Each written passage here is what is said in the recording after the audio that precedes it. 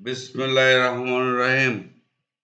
প্রিয় শিক্ষার্থী, তোমরা কেমন আছো? আশা করি ভালো এবং সুস্থ আছো। আমিও তোমাদের দোয়া এবং আল্লাহর রহমতে ভালো এবং সুস্থ আছি। প্রিয় শিক্ষার্থী, আজকে ক্লাস শুরুর আগেই একটি দুঃখজনক সংবাদ তোমাদের জানাতে চাই। হয়তো তোমরা ইতিমধ্যে অবগত আছো, বাংলাদেশে আজকে 5.7 মাত্রার একটি ভূকম্পন অনুভূত হয়েছে। এ ভূমিকম্পে অনেকে আহত হয়েছে, অনেকে নিহত হয়েছে। যারা আহত বা নিহত হয়েছে সেই সমস্ত শোকাহত পরিবারের শোক সইবার তৌফিক দান করো। প্রিয় শিক্ষার্থী, তোমরাও তাদের জন্য দোয়া করো। আল্লাহ যেন তাদের, যারা মৃত্যুবরণ করেছে তাদের সমস্ত অপরাধ ক্ষমা করে দেন। যারা আহত হয়েছে তারা যেন শীঘ্রই রোগমুক্ত হয়। প্রিয় শিক্ষার্থী, এই দুঃখের মধ্যেও আজকে তোমাদের একটি ক্লাস রেকর্ডিং করার জন্য প্রস্তুতি নিচ্ছি, কারণ তোমাদের পরীক্ষা খুব নিকটে। 26 সালে যে পরীক্ষা হবে সেই পরীক্ষার প্রস্তুতি পর্ব। তাই দুঃখ ভারাক্রান্ত মনে হলেও তোমাদের ক্লাসটি রেকর্ডিং করতে বসছি। প্রিয় শিক্ষার্থী, তোমরা ক্লাসটিকে গুরুত্ব সহকারে নিবে এ আশা ব্যক্ত করি। ক্লাসটি বারবার তোমরা দেখবে। অত্যন্ত গুরুত্বপূর্ণ একটি অধ্যায়। এই অধ্যায়টি তোমাদের জন্য খুবই গুরুত্বপূর্ণ।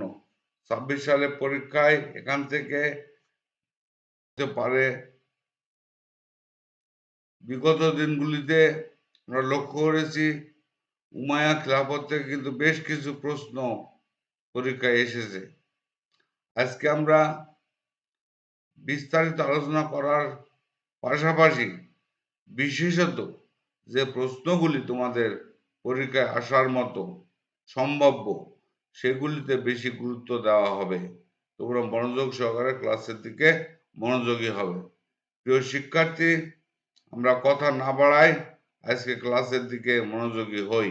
আমরা বিগত সময়ে যে ক্লাসগুলি হয়েছে আমরা জেনেছি খোলাফায়ে রাশিদিনের শাসন ব্যবস্থা। এখানে জেনেছি খোলাফায়ের শাসকদের জীবনাচরণ। যাই হোক প্রিয় শিক্ষার্থী, এই গণতান্ত্রিক ধারার যে শাসন ব্যবস্থা ছিল খোলাফায়ে রাশিদিনের, সেই শাসন ব্যবস্থার অবসান ঘটায় উমাইয়ারা ক্ষমতায় এসেছিল।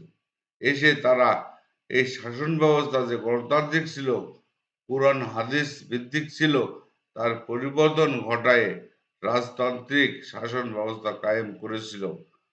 তাহলে এই যে একটা অধ্যায় দেখো, গণতান্ত্রিক অধ্যায় থেকে কোরআন হাদিস ভিত্তিক শাসন ব্যবস্থা থেকে বের হওয়া এবং নতুন একটি পদ্ধতি মুসলিম জাহানে প্রতিষ্ঠা করা, যেটা রাজতন্ত্র। আর এই রাজতন্ত্র প্রতিষ্ঠার পশ্চাতে মূল ভূমিকা রেখেছিল আমির মুয়াবিয়া।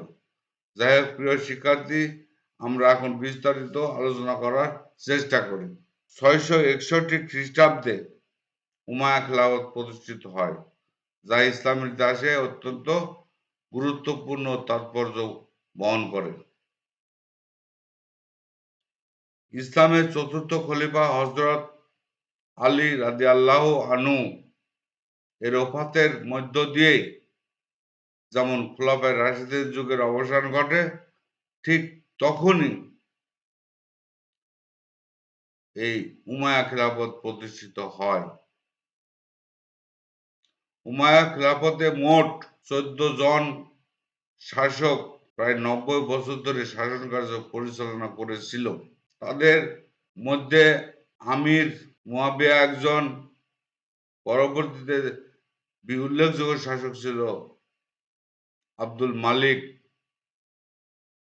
আল ওয়ালিদ। আব্দুল মালিক এবং আল ওয়ালিদের সময়ে উমাইয়া সাম্রাজ্যের বিস্তার ঘটেছিল, কিন্তু পরবর্তী পর্যায়ে তাদের দুর্বলতার কারণে, শাসন ভিত্তিক যে যোগ্যতা অযোগ্য শাসক আসার কারণে এদের পতন ঘটে। সেটি হচ্ছে 750 খ্রিস্টাব্দে।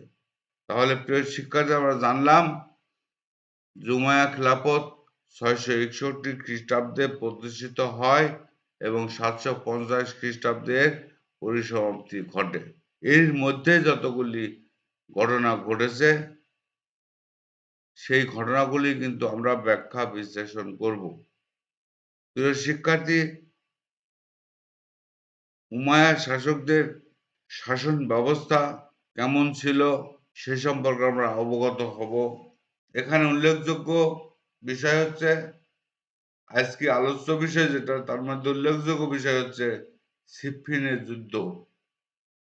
এই যুদ্ধ কোথায় হয়েছিল, কার কার সাথে হয়েছিল, যুদ্ধের ফলাফল কি হয়েছিল, এবং এই উমাইয়া খিলাফতের সময় ঐক্যবদ্ধ অপ্রতিরোধ মুসলিম শক্তি যে বিভক্ত হয়ে তিনটি ধারার উৎপত্তি করেছিল সে সম্পর্কে আমরা জানব। উমাইয়া খিলাফতের বেশ কয়েকজন দক্ষ সেনাপতি ছিল, আর এদের সহযোগিতায় খলিফা আল ওয়ালিদ মুসলিম সাম্রাজ্যকে বিস্তার ঘটিয়েছিল। সেটি আমরা লক্ষ্য করি। কোথায় কোথায় বিস্তার ঘটেছিল, মুসলিম সাম্রাজ্যের বিস্তৃতি ঘটেছিল সেটা কোথায় কোথায় ঘটেছিল? পশ্চিম দিকে স্পেন থেকে পূর্বে ভারতবর্ষ পর্যন্ত, এবং উত্তরে মধ্য এশিয়ার ফারগানা থেকে দক্ষিণ ইয়েমেন পর্যন্ত বিস্তার ঘটেছিল। এই যে উমাইয়া সাম্রাজ্যের যে একটা বিস্তার, মুসলিম সাম্রাজ্যের একটা বিস্তার, এটাও কিন্তু গুরুত্বপূর্ণ বিষয়। এগুলি তোমরা অবশ্যই এমসিকিউ এর জন্য পড়বে এবং প্রস্তুতি নেবে। যাই হোক প্রিয় শিক্ষার্থী, এখন আমরা মূল আলোচনায়, আমরা এতক্ষণ ভূমিকায় ছিলাম, এখন ভূমিকার থেকে এটা আমরা বিস্তর আলোচনা করার চেষ্টা করি। আমরা ভূমিকাতে সিফফিনের যুদ্ধের কথা বলেছি, খালিদদের কথা বলেছি, এই সম্পর্কে আমরা জানবো। যে বিভিন্ন রাজনৈতিক দলের উদ্ভব হয়েছে সেটা জানবো। ইসলামে যে বিভিন্ন দলের সৃষ্টি হয়েছে সেটা আমরা জানবো। প্রিয় শিক্ষার্থী, 656 খ্রিস্টাব্দ ইসলামের ইতিহাসে একটি গুরুত্বপূর্ণ সাল। এই সময়ে যে ঘটনা ঘটেছিল, মূলত বলতে গেলে এই ঘটনাকে কেন্দ্র করেই পরবর্তীতে উমাইয়াদের উত্থান হয়েছিল আর খোলাফায়ে রাশিদিনের পতন হয়েছিল। 656 খ্রিস্টাব্দে হযরত উসমান, ইসলামের তৃতীয় খলিফা, নৃশংসভাবে হত্যাকাণ্ডের শিকার হয়। তার হত্যাকাণ্ডের পর মুসলমানদের মধ্যে গুরুতর রাজনৈতিক সংকট শুরু হয়, গোলযোগ সৃষ্টি হয়। হযরত উসমান কে হত্যা কে বা কারা করেছিল সেই সম্পর্কে আমরা বিতর্কে জড়াবো না। তবে উসমান হত্যার পরে আমাদের প্রাণপ্রিয় খলিফা হযরত আলী রাদিয়াল্লাহু আনহু ক্ষমতাসীন হয়। কুফার ক্ষমতায় তিনি বসেন। তখন জনতা তাকে হযরত উসমান হত্যার বিচার দাবি করে তার কাছে। কিন্তু তিনি সার্বিক পরিস্থিতি বিবেচনা করে এই বিচার বিলম্বিত করেন, যে এটা তাৎক্ষণিক বিচার করা যাবে না, পরিস্থিতি স্বাভাবিক হলেই বিচার করা সম্ভব। এই ঘটনাকে কেন্দ্র করে কিন্তু বিখ্যাত উষ্টের যুদ্ধ হয়েছিল। উষ্টের যুদ্ধের ফলাফলে আমরা দেখেছি হযরত আলী জয়লাভ করেছে, কিন্তু এই জয়লাভের পরেও কিন্তু ষড়যন্ত্র থেমেছিল না। হযরত তালহা এবং জুবায়ের মা আয়েশাকে সঙ্গে নিয়ে হযরত আলীকে বিরুদ্ধে যুদ্ধ করেন। সেটাই ছিল মূলত উষ্টের যুদ্ধ। এই উষ্টের যুদ্ধে আলী জয়লাভ করেন। যুদ্ধে তালহা জুবায়ের হত্যা হয় বা মৃত্যু ঘটে। হযরত আয়েশাকে সসম্মানে মদিনায় প্রেরণ করা হয় এটি যদিও আমরা গত ক্লাসে বা খোলাফায়ে রাশেদিনের সময় বিস্তারিত আলোচনা করেছি, তবু আজকে আমরা একটু আলোচনার স্বার্থে, আজকের পাঠের স্বার্থে কথাটা তোমাদের সাথে একটু শেয়ার করলাম।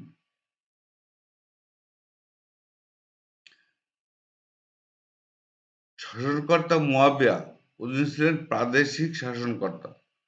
উসমান হত্যার উনি বিচার চাইতেছেন।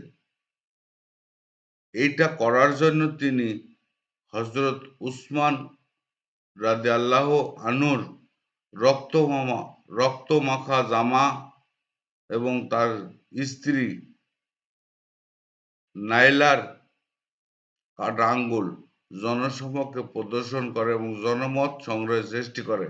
অর্থাৎ গোলযোগ সৃষ্টি করতে যা যা উপকরণ লাগে সেই উপকরণ সংগ্রহ করে জনমত সৃষ্টি করে আলীর বিরুদ্ধে বিদ্রোহ ঘোষণার প্রস্তুতি নেয়।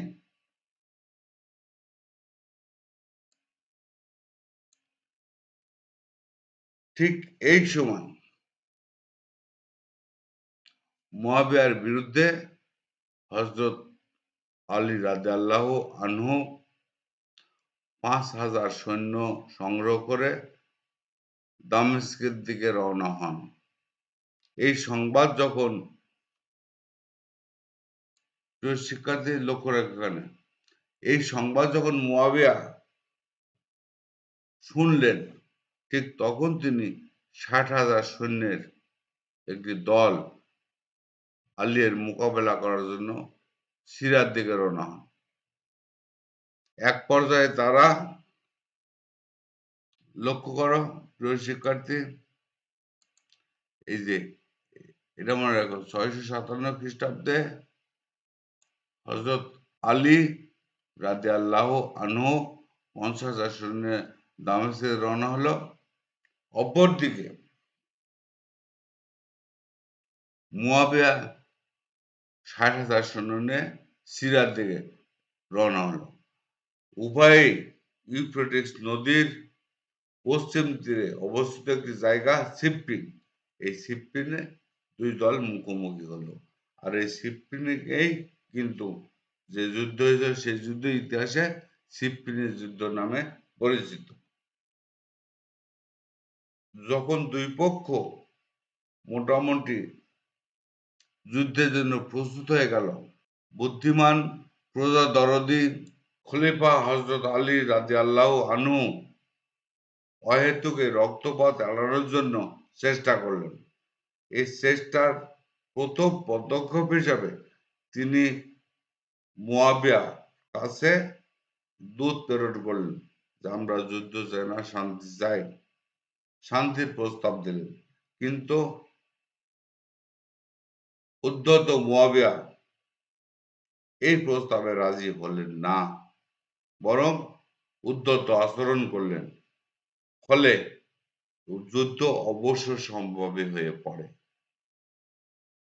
তাহলে আমরা কিন্তু এই কথার মধ্যে কারণও জানলাম যে যুদ্ধের কারণ মুয়াবিয়া যদি শান্তি প্রস্তাব গ্রহণ করত তাহলে যুদ্ধ হয়তো হতো না, কিন্তু উনি শান্তি প্রস্তাব গ্রহণ করেননি, এটিও একটি কারণ যুদ্ধের। যাই হোক প্রিয় শিক্ষার্থী, যখন শান্তি প্রস্তাব গ্রহণ করল না তখন যে যুদ্ধ শুরু হয়ে গেল। যুদ্ধ শুরু হওয়ার পরে ঘটনা হচ্ছে, এই যুদ্ধে হযরত আলী রাদিয়াল্লাহু আনহু বাহিনী নিশ্চিত জয়ের দ্বারপ্রান্তে। অপরদিকে মুয়াবিয়া নিশ্চিত পরাজয়ের দ্বারপ্রান্তে। ঠিক এই মুহূর্তে হযরত আলী যে একজন দক্ষ এবং প্রজাদরদি সরল মানুষ, এটা ভেবেই মুয়াবিয়া তার সুচতুর উপদেষ্টা আমর ইবনুল আস এর সাথে পরামর্শ করলেন যে কিভাবে যুদ্ধে জয়লাভ করা যায় বা যুদ্ধ থামানো যায়। এই কূটকৌশলী আমর ইবনুল আস পরামর্শ দিলেন যে এখন যেহেতু আমরা যুদ্ধে পরাজয়ের দ্বারপ্রান্তে এসে গেছি, আমাদের যুদ্ধ জয়ের কোনো সম্ভাবনা নাই, সেহেতু পরামর্শ দিলেন যে আমরা এখন তীরের মাথায় কোরআনের পাতা, বর্ষার মাথায় কোরআনের পাতা নিয়ে তারা তুলল এবং বলল যে আমাদের এই সমস্যার সমাধান করতে পারে এই আল কোরআন। এখানে আল্লাহর কোরআন এটা আমাদের মীমাংসা করে দেবে, এই স্লোগান তারা শুরু করলো। প্রিয় শিক্ষার্থী, এই কথাটা মনে রাখো যে তারা যে তারা যে পতাকার শীর্ষে এবং বর্ষার মাথায় পবিত্র কোরআন শরীফের পাতা বিদ্ধ করে বলতে থাকে এখানে আল্লাহর কোরআন, এটা আমাদের বিরোধ মীমাংসা করে দেবে। এরূপ পরিস্থিতিতে হযরত আলী তার কিন্তু সততা বুঝতে পেরেছে। উনি যুদ্ধ বন্ধের পক্ষে ছিলেন না, কিন্তু তার বাহিনীতে কুরআনের অনেক হাফেজ নিহত হয়েছিল এবং বাকি সৈন্যেরা কুরআনের মর্যাদা রক্ষার্থে খলিফাকে অনুরোধ করলেন যে আর যুদ্ধ করার দরকার নেই, কিন্তু হযরত আলী অমত সত্ত্বেও, অনিচ্ছা সত্ত্বেও যুদ্ধ বন্ধ করতে রাজি হয়ে গেল। আর এই যে কূটনৈতিক একটা পরাজয় ঘটতে যাচ্ছে বা ঘটবে, আমরা ভবিষ্যৎ দেখব, এখান থেকেই কিন্তু বিভিন্ন দলের সৃষ্টি হয়েছে, ইসলামের মধ্যে অশান্তির সৃষ্টি হয়েছে। প্রিয় শিক্ষার্থী, বিরোধ মীমাংসা করার জন্য একটি সালিসি বৈঠক ডাকা হয়। যুদ্ধ যখন থেমে গেল তখন এই যুদ্ধের মীমাংসা করার জন্য একটা সালিশ ডাকা হয়। সেই জায়গাটা ছিল দুমাতুল জন্দল। দুমাতুল জন্দলে যে সালিসি বৈঠক হলো, এই বৈঠকে দুই পক্ষ দুইজন প্রতিনিধি নিয়োগ করলো। হযরত আলীর পক্ষে মুসা আল আশারি, এই যে প্রিয় শিক্ষার্থী, আলীর পক্ষে হলো হযরত আলীর পক্ষে আবু মুসা আল আশারি, আর হচ্ছে তোমার মুয়াবিয়ার পক্ষে ছিল আমর ইবনুল আস। এই দুইকে মধ্যস্থতাকারী নিয়োগ করে সালিস শুরু হয়ে গেল। আমরা আগেই বললাম সালিসের জায়গাটা ছিল দুমাতুল জন্দল। এই বৈঠকে দুজনকে জুরি নির্বাচন করে আলাদা জায়গায় পাঠানো হয়। তারা গিয়ে একটা সিদ্ধান্ত নিয়ে এসে সালিস বর্গকে জানানো। সালিস বর্গ তখন ওই রায় মেনে নেবে। এই শর্তে দুজনকে জুরি নির্বাচন করে পাঠানো হয়। প্রিয় শিক্ষার্থী, আমাদের দেশেও কিন্তু সালিসে এই ব্যবস্থা রয়েছে। সালিসের মধ্য থেকে ২-৫ জনকে আমরা জুরি নিয়োগ করি, তারা একটা রায় নির্বাচন করে আসে, সালিসকে অবহিত করে, দুই পক্ষ সেই রায় মেনে নিতে বাধ্য থাকে। এখানে ঠিক তাই হয়েছিল। দুজন আলীর পক্ষে আবু মুসা আল আশারি আর মুয়াবিয়ার পক্ষে আমর ইবনুল আস, এই দুইজন জুরি নিয়োগ করা হলো। দুজন যেয়ে সিদ্ধান্ত নিল, আলাপ আলোচনা করে সিদ্ধান্ত নিল, আমর ইবনুল আস ইনি আবু মুসা আল আশারিকে বললেন আপনি ঘোষণা করবেন খলিফা হযরত আলী রাদিয়াল্লাহু এর পদচ্যুতি, পরে আমি ঘোষণা করব খলিফা আমির মুয়াবিয়ার পদচ্যুতি। পরবর্তীতে আমরা সকলে মিলে আবার নতুন খলিফা নিয়োগ করব। এই সিদ্ধান্ত নিয়ে এসে প্রথমেই কিন্তু মুসা আল আশারি ঘোষণা করলো যে আমি হযরত আলীর পদচ্যুতি ঘোষণা করছি। আর এই ঘটনার সাথেই সুচতুর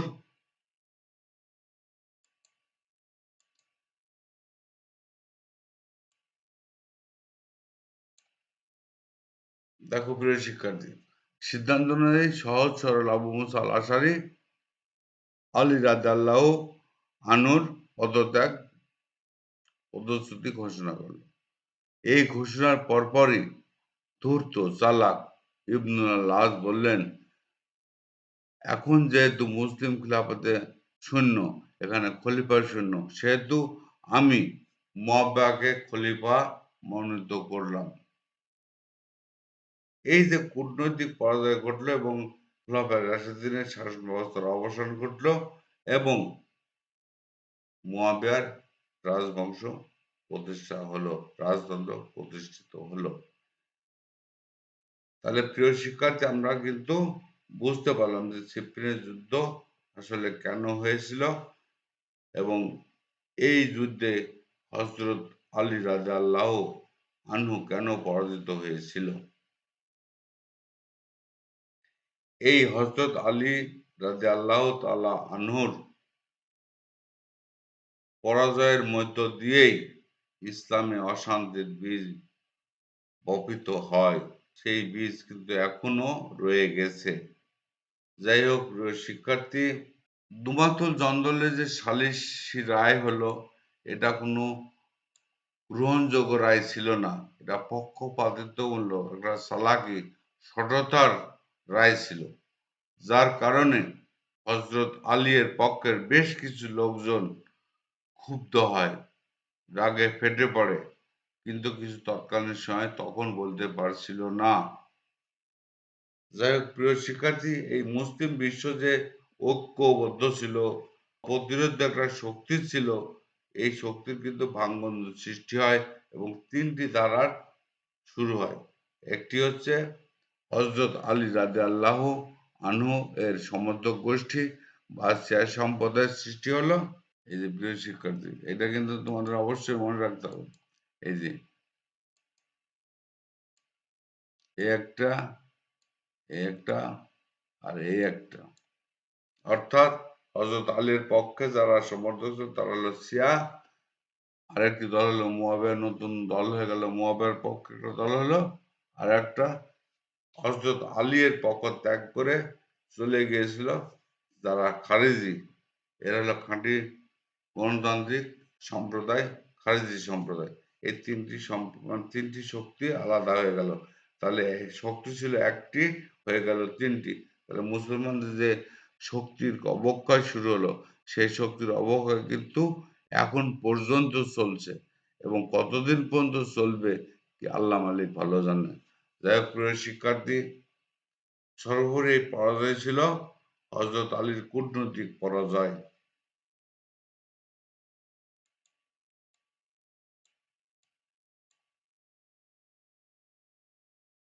এ প্রসঙ্গে পিকেটি বলছে, আলিয়ের মতো খলিফার সাথে মুয়াবিয়া একজন প্রাদেশিক শাসনকর্তা, তার চুক্তি হওয়াটা অস্বাভাবিক। তারপরে চুক্তি হলো, এর ফলে মুয়াবিয়ার শক্তি বেড়ে গেল, মান-ইজ্জত বেড়ে গেল, আর হযরত আলী রাদিয়াল্লাহু আনহুর ক্ষমতা খর্ব হলো, ক্ষুণ্ণ হলো। এই ঘটনার সূত্র ধরে, প্রিয় শিক্ষার্থী এখানে মনে রাখবো, এই ঘটনার সূত্র ধরে এই সংঘর্ষের তাৎক্ষণিক প্রতিক্রিয়া হিসাবে আবদুল্লাহ ইবনে ওহাবের নেতৃত্বে, এই যে আবদুল্লাহ ইবনে ওহাবের, এটি মনে রাখতে হবে, খালিদের প্রতিষ্ঠা বলা যায়। তাহলে আবদুল্লাহ ইবনে ওহাবের নেতৃত্বে 12,000 লোকের একটি দল, তারা ত্যাগ করে, তারা ঘোষণা করে, তারা বলতে চায় লা হুকমা ইল্লা লিল্লাহ, বা আল্লাহর আদেশ ছাড়া কোনো বিধান নেই। এই ঘোষণা দিয়ে তারা খলিফা আলীর পক্ষ ত্যাগ করে চলে যায়। ঠিক তখনই আলীর লোকজন বলে, তারা যেহেতু এই দল ত্যাগ করে চলে গেছে তারা খারিজি, ওরা বলে আলীর দল ত্যাগ করে ওরা চলে এসেছে, এই জন্য আমরা খারিজি। ওরা বলে যে আলীর দল খারিজি, ওদের খারিজ করে দিয়ে এসেছি। আলীর দল বলে যে আমরা হচ্ছে ওদেরকে, ওরা চলে গেছে, ওরা খারিজি। ইসলামের ইতিহাসে এই সর্বপ্রথম একটি ধর্মীয় রাজনৈতিক সংগঠনের উদ্ভব হলো, সেটি হচ্ছে খারিজি।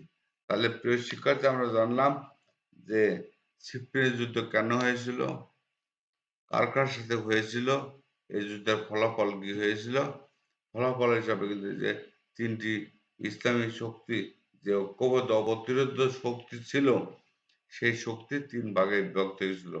এখন পর্যন্ত সে ধারা অব্যাহত আছে। ইসলাম বিদ্বেষী যে প্রথম ধর্মীয় রাজনৈতিক শক্তি সৃষ্টি হলো সেটি হচ্ছে খারেজি সম্প্রদায়। তোমরা যখন উপর ক্লাসে যাবে, বিশেষ করে ডিগ্রি অনার্সে পড়বে, তখন খারেজিদের রাজনৈতিক মতাদর্শ, ধর্মীয় দর্শন ব্যাখ্যা করে বড় অনেক অনেক তথ্য আছে। খারেজি সম্পর্কে একটা চ্যাপ্টার থাকবে। যাই হোক প্রিয় শিক্ষার্থী, আমরা মোটামুটি যে ধারণা পেলাম, এখান থেকে শুরু হলো আমাদের নতুন ইতিহাস বলা যায়। ইসলামের নতুন ইতিহাস, যে বিশৃঙ্খলপূর্ণ ইতিহাস, সেটা কিন্তু এখান থেকেই শুরু হয়েছে। খারেজিরা ঘোষণা করলো যে আমরা হযরত আলী রাদিয়াল্লাহু আনহুকে হত্যা করব, আমর বিন আল আসকে হত্যা করব, পাশাপাশি মুয়াবিয়াকে হত্যা করব। যদিও শেষ পর্যন্ত হযরত আলীকে ছাড়া বাকি দুজনকে হত্যা করতে পারেনি, তবু তারা আব্বাসীয় যুগে এবং উমাইয়া যুগের সর্বসময়ই তারা বিভিন্ন রকম বিদ্রোহ পরিচালনা করে এসেছে। তারা খারেজিরা।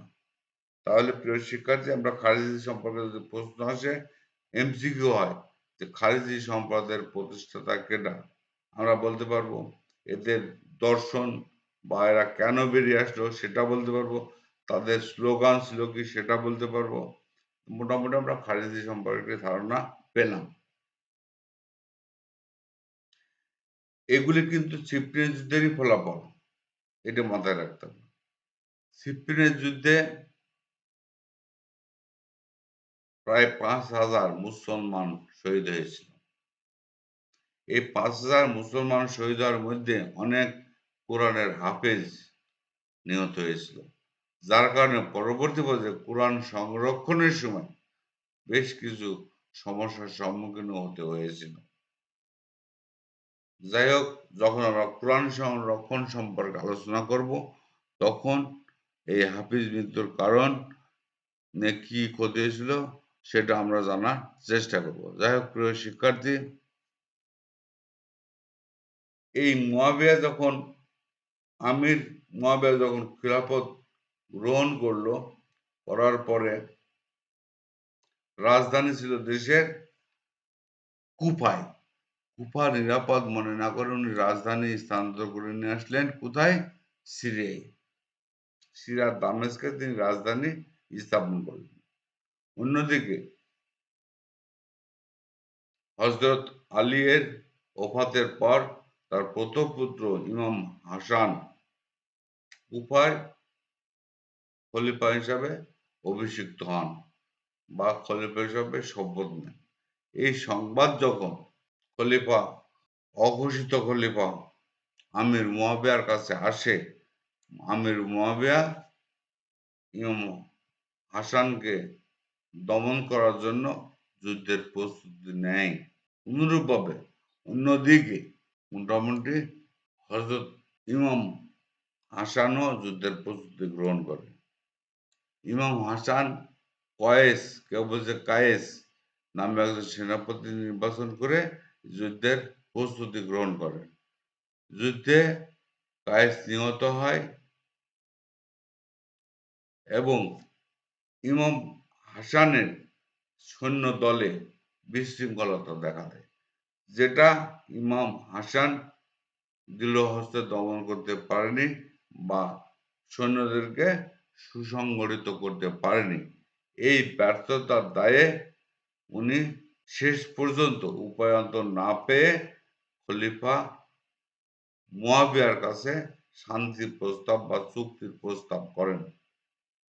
এই চুক্তির প্রস্তাব অনুসারে সিদ্ধান্ত হয় যে তুমি যতদিন জীবিত থাকবা, অর্থাৎ মুয়াবিয়া তুমি যতদিন জীবিত থাকবা ততদিন তুমি এই মুসলিম জাহানের খলিফা। তোমার মৃত্যুর পরে আমার ছোট ভাই অর্থাৎ হযরত আলী এর দ্বিতীয় পুত্র ইমাম হুসাইনকে খলিফা হিসাবে মনোনীত করতে হবে।